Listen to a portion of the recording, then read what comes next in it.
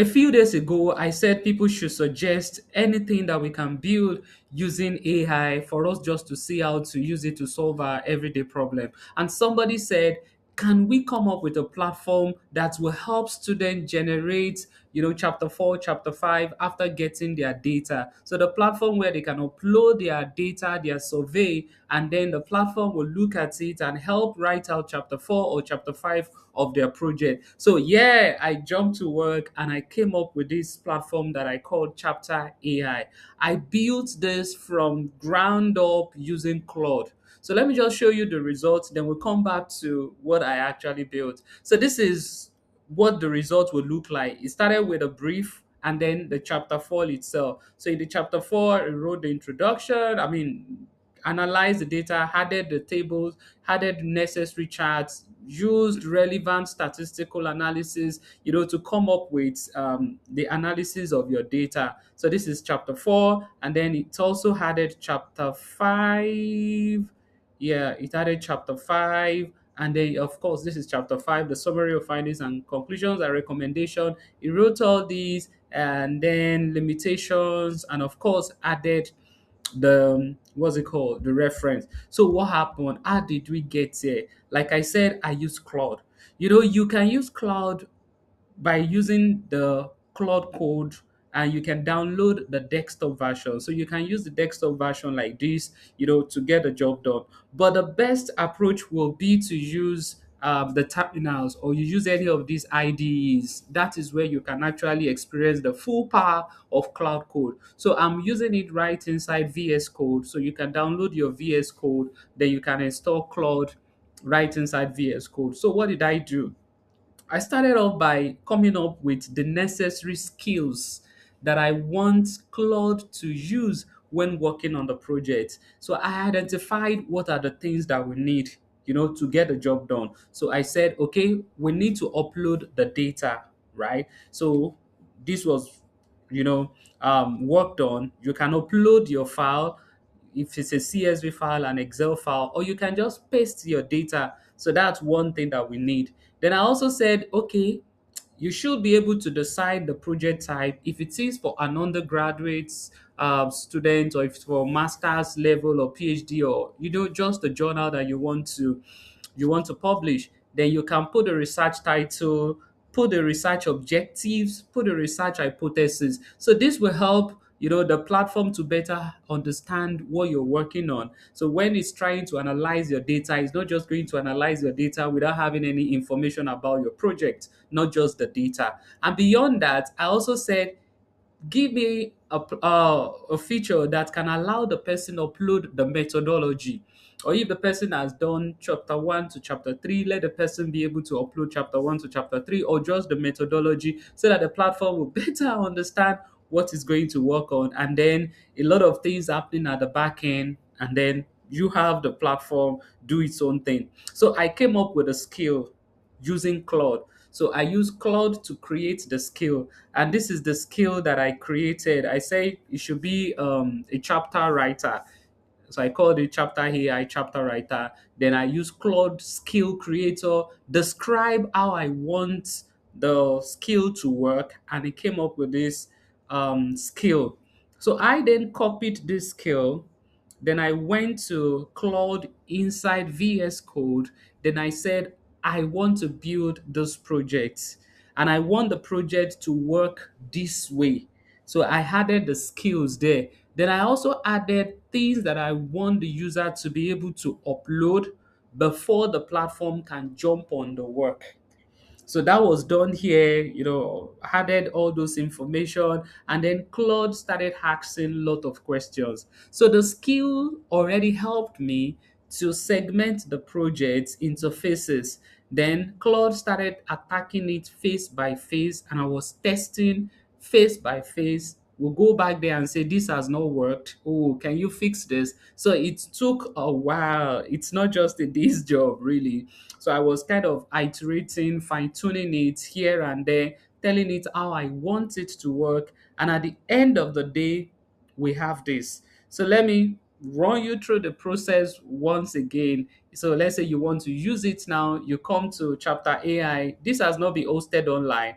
I'll probably consider hosting it online if a lot of people are so much interested in it. But right now, it's running locally on my PC. So if you just do, let me go back to the landing page. I asked you to just build something as a landing page. Okay, your research data, fully written chapters, then analyze my data. I said it's for undergraduate, master's, PhD, and a journal article. Then the steps, just upload your data, describe your research, and then get your chapters. No sign up, nothing required for now. So if you just click on, or either you choose start analyzing or start, you can get to use it. So from here you can upload your file, or you can just paste your data if you have your data. But the ideal thing, of course, you already have your data in CSV or Excel or whatever format. So, and it can handle both quantitative analysis and qualitative analysis. So it's not just quantitative. So you just click here. I have a sample data set that I want to use to, do this demo. Then I want to pick the data set here. So it's going to upload the data set and show you, what you have in your data, just for you to see and say, yes, I understand what I have there. So it's showing you top 10 of your data. It's telling you the number of rows and the number of columns you have in your data, just for you to confirm that it's actually working with your data. Then I said upload existing research document. Optional but recommended. So even if you don't have your chapter 1 to 3 here, it's still going to give you something. But to get the best results, you can actually share chapter 1 to 3 or just your methodology here. So the analysis will align it with your research framework and theoretical underpinning. So here I will upload the methodology. So I'm just going to upload only the methodology, not even chapter 1 and 2. So I put a methodology here, right? And then I can decide, is it for undergrad, is it PhD, journal? I'll just choose masters. Then the title of the research, I think I have a small document here where I just put up something to test with. So I can copy the the title here, then I can come back here and put a research title. So the research objectives, of course, I will come back here again and copy the 4 research objectives. Oh, what am I doing? Control C. So I come back here, I put the research objectives, and then the hypothesis, optional but very, very recommended. Okay, and then so that I can do that in the analysis too. You can test all those hypotheses for you. So there, I paste it there. You can put your institution here. It's not necessary.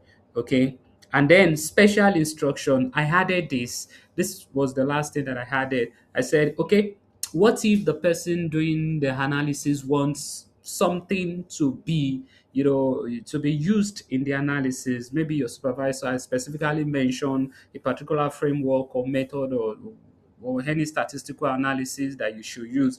You can actually write that here. But in this case, I'll just leave it blank and then generate my chapters. It will first of all do the brief, and then it will start writing. See, analyst briefing. This is not part of the project itself, but it's just kind of giving you a brief. I asked it to do that, just to tell you what's going on.